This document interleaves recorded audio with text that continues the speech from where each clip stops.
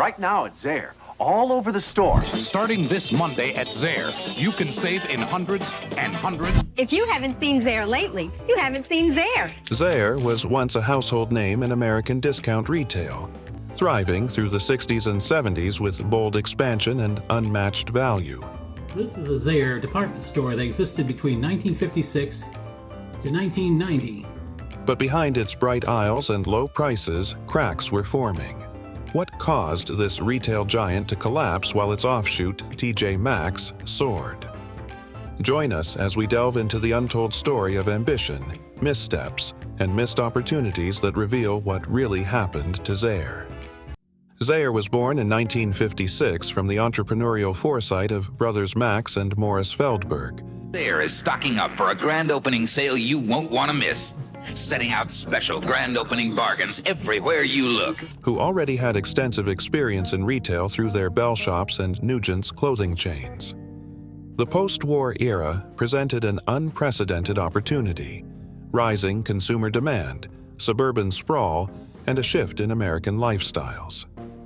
The Feldbergs identified a glaring gap in the market: an absence of accessible, affordable, and comprehensive department stores tailored specifically for the emerging middle class. Zayre was their response. A bold experiment in discount retailing at a time when value shopping was still stigmatized. The concept behind Zayre was revolutionary for its time.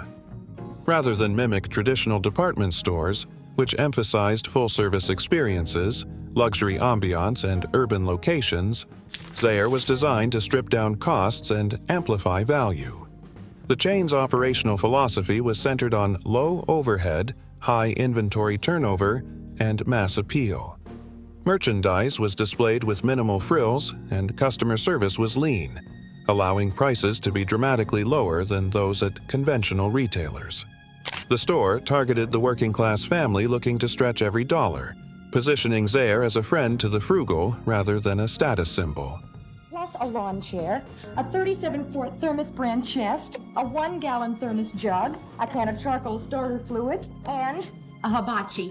The Feldbergs' site selection strategy was integral to Zayre's initial success. Recognizing the post-war migration to the suburbs, they located their stores outside city centers, where land was cheaper, access was easier, and competition was sparse. This shift away from the traditional downtown shopping experience matched the changing American lifestyle. Suburban families wanted convenience, parking, and proximity. Zayre was ahead of this curve, aligning its real estate strategy with demographic and infrastructural trends that many older retailers failed to anticipate. In tandem with suburban placement, Zayre favored the strip mall format rather than anchoring in enclosed shopping centers. Strip malls were more economical to develop and allowed for larger floor spaces with simplified layouts. This not only reduced capital expenditure but also made stores more accessible to car-dependent families. If you think you know what Zayre is all about, take another look. It's a whole new store. I can't get over the way it's changed. It's a lot brighter. More cheerful. There's so much to choose from. The efficiency of the strip mall model gave Zayre a physical footprint optimized for logistics, foot traffic, and rapid deployment across regions. Timing was crucial. Post-World War II consumerism was reshaping the American economy. Pent-up wartime savings, the baby boom, and mass production technologies created a perfect storm of demand for inexpensive consumer goods. Zayre capitalized on this by offering a wide range of items under one roof, from housewares to toys, clothes to electronics, without the markup of traditional retail. Shoppers, increasingly conscious of value amid rising inflation, embraced Zayre's pragmatic approach. You can walk into Zayre anytime, day or night, and walk out with savings of 10 to 50%. Zayre's contrast with established players like Sears and Macy's was stark. While Sears had built its empire on catalog sales and department store grandeur, and Macy's championed aspirational retail, Zayre downplayed status in favor of utility. It eschewed ornate store design and personalized service in favor of efficiency and cost reduction. This helped position Zayre not just as an alternative, but as a new model altogether, one that better matched the ethos of post-war practicality and rising egalitarianism in consumption. In its early marketing, Zayre emphasized price over presentation. Newspaper ads, radio spots, and in-store signage highlighted deals, clearance events, and unbeatable values. Unlike department stores that sold image, Zayre sold economics. With hundreds of gifts on sale everywhere you look, like all men's and women's fragrances in the store, 20% off. This transparent, no-nonsense branding resonated deeply with its target demographic, reinforcing a customer base that prized savings over status. Zayre's early expansion was swift. By the early 1960s, it had become a regional force in the Northeast. This growth was fueled not only by consumer demand, but by a replicable business model that allowed new stores to be launched with speed and consistency. Its logistics, store design, and supplier relationships were standardized, enabling scale without sacrificing core values. One of Zayre's most underrated strengths was its pricing strategy.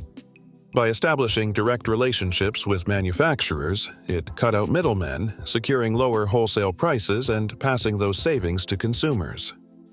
This vertical integration approach not only increased margins but also helped Zayre control supply quality and timing, critical factors in retail efficiency. Even the name Zayre was deliberately modern. Invented for branding purposes, it sounded sleek, fresh, and vaguely European, evoking a sense of novelty without being tied to any specific ethnicity or retail tradition. The name helped Zayre stand apart in an era when many stores were named after founders or cities. For shoppers, Zayre became synonymous with affordability, accessibility, and practicality. Thus, Zayre's early years weren't just a fluke of timing, they were a product of deliberate, strategic choices. Its founders understood the future of American retail would be defined not by glamour, but by scale, speed, and savings. And for a time, they were absolutely right. With its foundation firmly rooted in post-war suburban America, how did Zayre transform from a modest discount concept into a booming national retail force?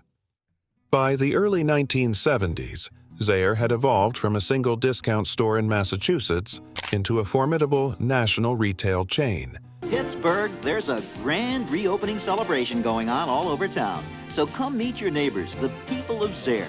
We've given our 9 neighborhood stores a brand new look. With hundreds of locations spanning across dozens of states in America. The company's accelerated expansion was not merely the result of geographic sprawl. It was rooted in a calculated and multidimensional growth strategy that combined innovation, adaptability, and an acute understanding of American consumer behavior during a volatile economic era. Zayre's core appeal rested in its ability to deliver a broad range of consumer products. Starting this Monday at Zayre, you can save in hundreds and hundreds and hundreds of ways at our 300 bestseller sale.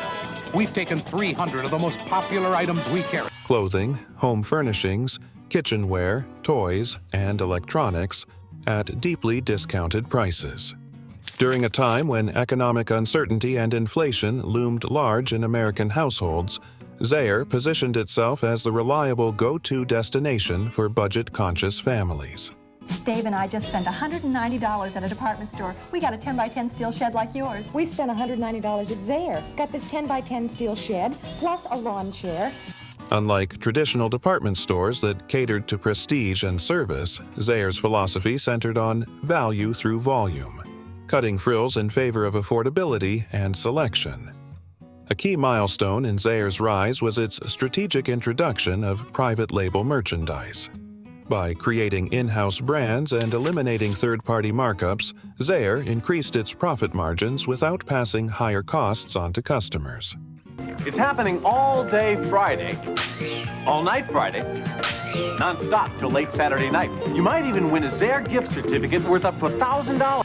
These private label offerings, ranging from apparel to household staples, also gave Zayre greater control over quality, supply chain consistency, and inventory planning, a critical edge in the cutthroat world of discount retailing. Behind the scenes, Zayre embraced retail technology early and aggressively. Advanced point-of-sale (POS) systems, barcoding technology, and centralized inventory databases allowed store managers to track stock levels in real time. These systems improved product turnover, minimized wasteful overstocking, and allowed stores to adapt more quickly to seasonal trends and regional preferences. At a time when many competitors still relied on paper-based inventory systems, Zayre's digital infrastructure gave it a crucial logistical advantage. Equally distinctive was Zayre's in-store design philosophy, which prioritized customer flow and visibility. Bright fluorescent lighting, wide uncluttered aisles, and minimalistic shelving layouts were deliberately chosen to encourage browsing and impulse buying. I can't get over the way it's changed. A lot brighter. More cheerful. There's so much to choose from. Everything's so nice. I like the change, I really do. There's so many lovely things. Unlike the often maze-like layouts of traditional department stores, Zayre's open-plan stores created a welcoming atmosphere that aligned with its message of simplicity and savings. With hundreds of gifts on sale everywhere you look. That's funny, our shed came empty. Next time I'll shop at Zayre. To stay ahead of intensifying competition, Zayre pursued an aggressive acquisition strategy. The company snapped up regional chains and retail properties, allowing it to rapidly scale its footprint without the delays and costs of building entirely new stores. These acquisitions were often rebranded under the Zayre name, allowing the company to penetrate new markets with minimal customer confusion. Perhaps the most pivotal move during this period was the launch of TJ Maxx in 1977.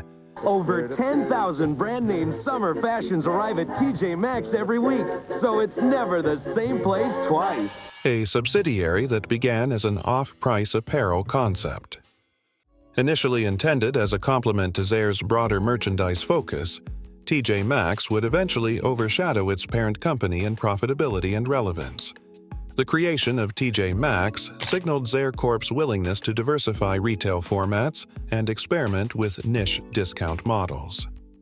In terms of supply chain efficiency, Zayre invested heavily in centralized distribution centers and automated logistics. These systems reduced delivery lag times, allowed for faster store replenishments, and reduced dependency on third-party freight operators. The company's control over its distribution networks became increasingly important as it expanded into the South, Midwest, and eventually the West Coast, where logistical challenges could easily undermine profitability. One of Zayre's less obvious but most powerful advantages during its rise was its intuitive grasp of retail psychology. The chain's messaging and layout were tailored to deliver what consumers increasingly craved: the emotional reward of a bargain. Clever in-store signage, frequent promotions, and the sheer variety of goods transformed a trip to Zayre into a treasure hunt. For a generation of shoppers, getting more for less wasn't just a slogan. It was an experience Zayre curated with intent. It's the ultimate shopping. It's finding everything you never knew you needed without ever setting foot in a mall. As Zayre soared to the height of its retail influence, what hidden flaws began to emerge beneath the surface of its rapid success? By the late 1970s, the same aggressive growth strategy that had propelled Zayre to national prominence began to undermine its stability. The chain's overexpansion, initially celebrated as a sign of dominance, soon revealed deep structural inefficiencies. Right now at Zayre, all over the store, we're having a non-stop sale that goes on and on. All day and all night, with hundreds of gifts. Rapidly opening stores across disparate geographic regions strained Zayre's logistics, supply chains, and managerial oversight. Warehouses became overburdened, delivery schedules inconsistent, and internal communications fragmented. A company designed for lean operations now found itself tangled in complexity it hadn't prepared for. One of the most visible consequences of this overstretch was poor inventory control.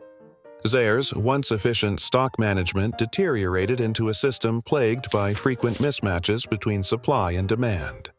Overstocked seasonal items cluttered sales floors long past their relevance, while in-demand goods went missing from shelves. The lack of a robust, centralized inventory algorithm meant that local managers had limited power to forecast needs accurately, resulting in widespread inefficiency and wasted floor space. If you haven't seen Zayre lately, you haven't seen Zayre. Come on, take another look. Get to Zayre and get it home. As store counts grew, customer service quality dropped dramatically. Unlike competitors that invested in training, Zayre failed to scale its human capital with the same urgency as its square footage. Shoppers encountered inconsistent service across stores, ranging from helpful clerks in some locations to inattentive or poorly trained staff in others. This unreliability eroded customer loyalty, especially as other retailers began to emphasize the importance of the shopping experience alongside affordability. Additionally, Zayre struggled to adapt to regional tastes as it expanded from its northeastern roots into the Midwest, South, and West. Merchandise assortments lacked localization, leading to unsold stock in culturally or climatically mismatched regions. A one-size-fits-all approach to product selection, marketing, and store aesthetics ignored demographic nuances, allowing local and regional chains to outperform Zayre on their home turf. Compounding this stagnation was the company's failure to modernize its merchandising strategy and store layout. While retail was moving toward sleek displays, modular fixtures, and psychologically informed aisle arrangements, Zayre's stores remained cluttered and dated. Lighting was often harsh, signage was inconsistent, and product categorization was disorganized.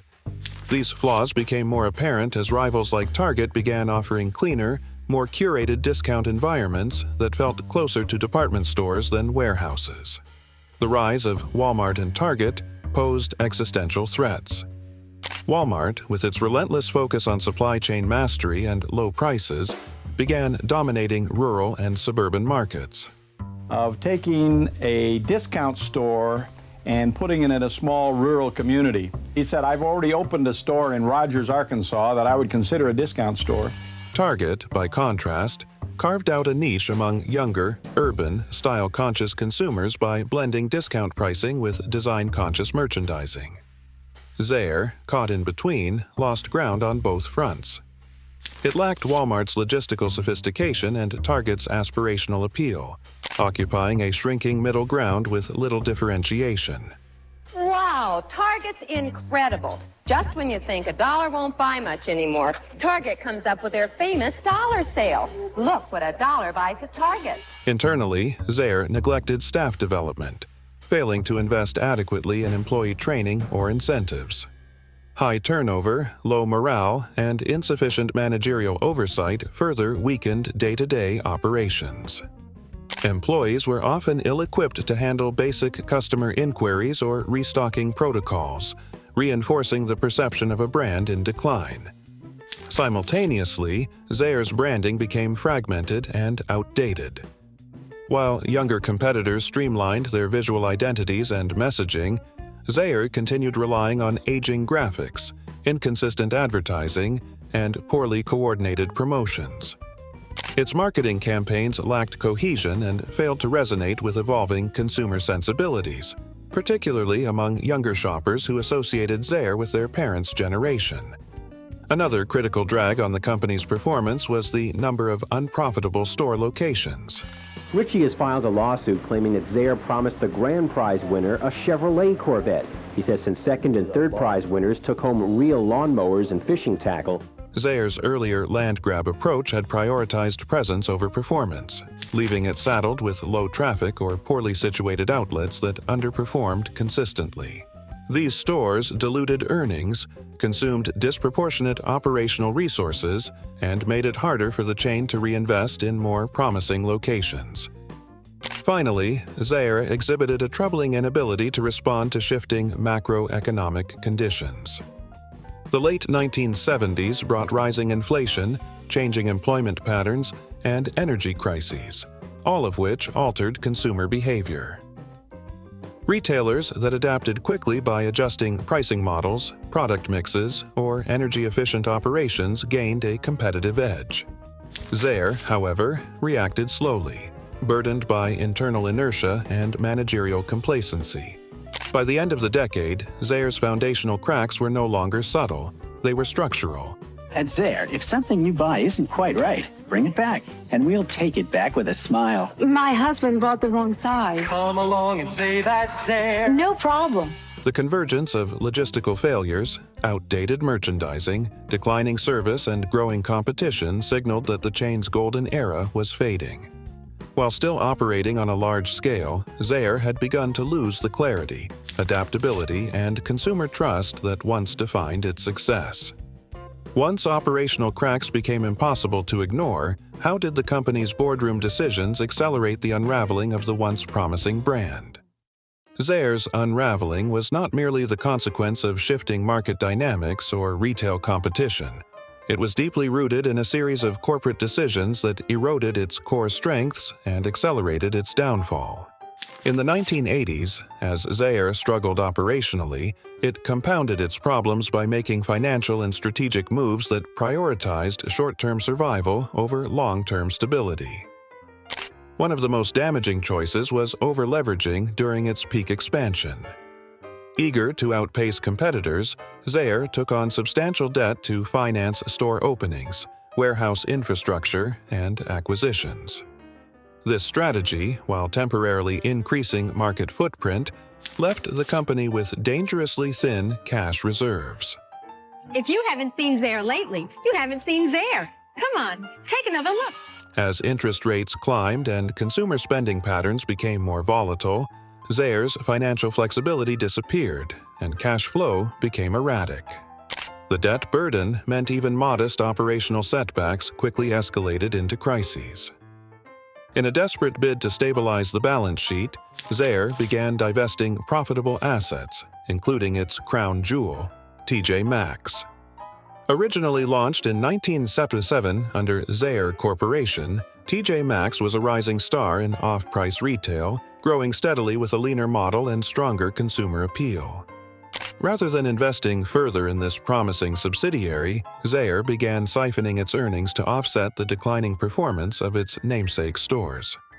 Eventually, in 1987, TJ Maxx was spun off into a separate entity, the TJX Companies, effectively severing Zayre from its most viable path to long-term profitability. Tens of thousands of new fashions for the TJ Maxx grand opening. Top quality fashions for your entire family and 20 to 60% savings grand opening day. This loss of brand synergy proved catastrophic. TJ Maxx had been Zayre's opportunity to pivot toward the future of retail, where price consciousness met curation and brand-driven value.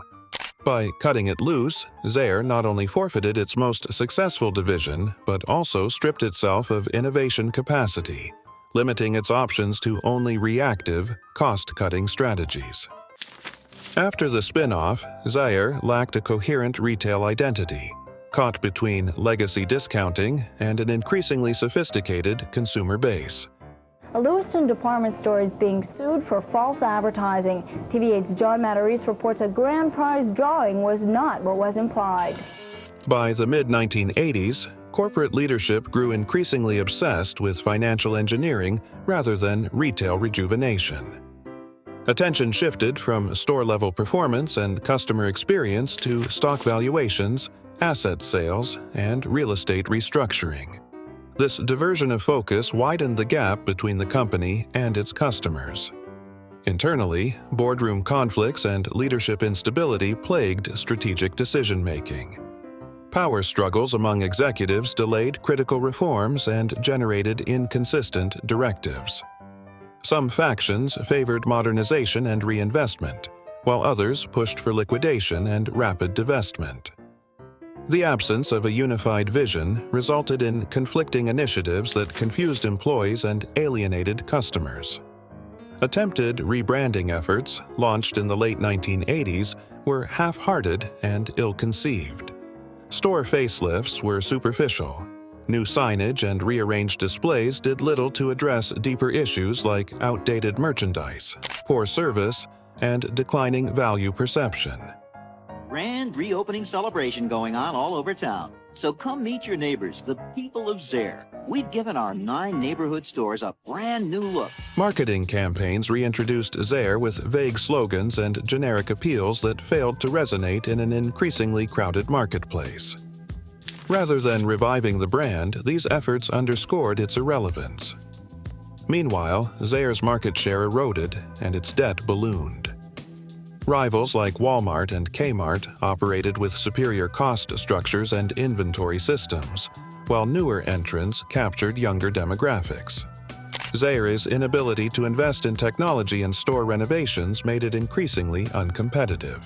Suppliers demanded faster payments, landlords threatened lease terminations, and creditors tightened terms. The financial noose tightened further. By 1988, public perception of Zayre had plummeted. Once seen as a practical, consumer-friendly chain, it was now viewed as outdated and unreliable. News of declining profits, layoffs, and store closures dominated headlines, deterring both investors and shoppers. The Zayre name, once synonymous with value, had become a relic of retail's past.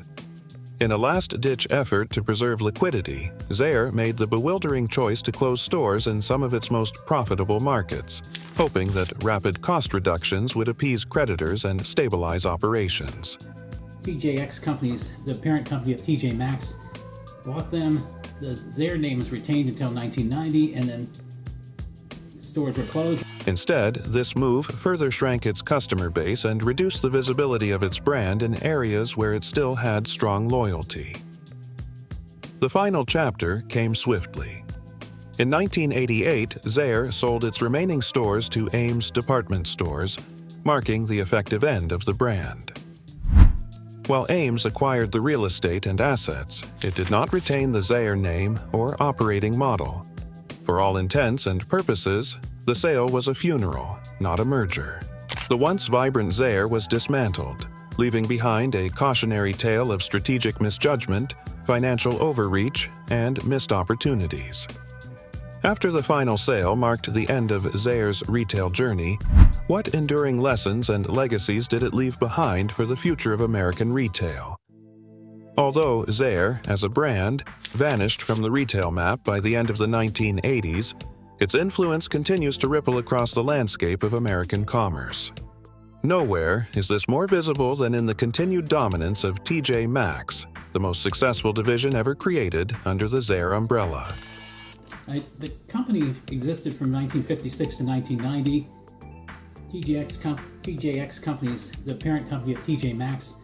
Launched in 1977 as an off-price experiment, TJ Maxx carried forward Zayre's core appeal, discount shopping, but combined it with a more curated, fashion-forward strategy.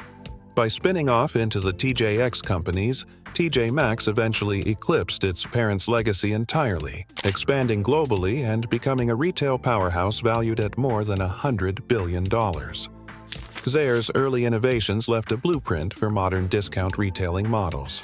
Savings are incredible. You'll never find lower prices anywhere, and that is guaranteed by Trader Horn or your money back. Save on color TVs. There's hundreds to choose from. It popularized the suburban strip mall department store, favoring accessibility over urban prestige. This format influenced retailers like Kohl's, Ross, and even early Walmart locations, which mimicked Zayre's low-cost, high-traffic operational footprint. Zayre helped normalize the concept of large-format discount stores offering diverse product categories under one roof, a formula that still dominates middle-market retail today. However, Zayre's rapid fall also offers a textbook case in the perils of unsustainable expansion. The chain grew faster than its infrastructure could support, prioritizing store count over supply chain resilience and customer experience. Modern retailers now weigh scalability against sustainability with far more caution, recognizing that unchecked growth can be fatal if not underpinned by adaptable logistics, staff training, and strong leadership. Zayre's inability to adjust to shifting consumer behavior was a central factor in its collapse. Right now, something incredible is happening at Zayre. Because we're kicking off Christmas with a gigantic sale that runs round the clock until midnight Saturday. as shoppers in the 1980s began demanding more than just low prices, such as organized layouts, curated merchandise, and better service. Zayre failed to evolve. It clung to outdated retail formulas while rivals embraced emerging preferences. The lesson is clear.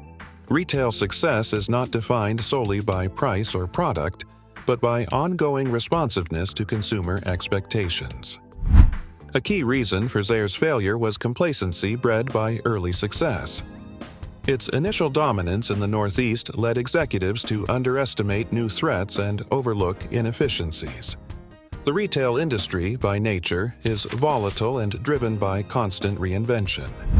Zayre serves as a stark reminder that leadership must anticipate change, not just react to crisis.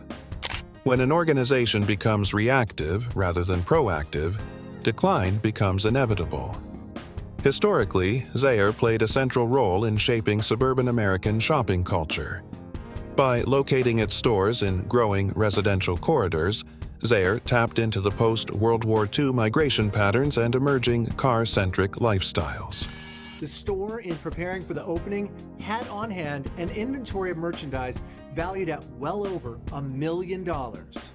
Its presence in strip malls reinforced the move away from downtown department stores and helped define the retail geography of late 20th century America. It offered a democratic shopping space where middle-class families could outfit an entire household affordably. Ironically, Zayre's demise also impacted its acquirer. Ames department stores, already struggling with its own operational issues, took on the burden of absorbing Zayre's troubled stores.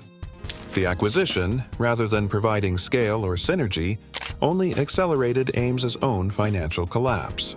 Zayre thus became a cautionary tale not just in failure but in flawed acquisitions, reminding companies that buying distressed assets without strategic alignment can be more destructive than beneficial. Today, Zayre's story offers sobering parallels for retail giants like Kohl's, Macy's, and JCPenney, which face digital disruption, shifting demographics, and the pressures of omni-channel strategy. The core lesson remains timeless. Retail giants fall not simply because of external pressures, but because of internal inertia, ignored warnings, and leadership that chooses stability over reinvention.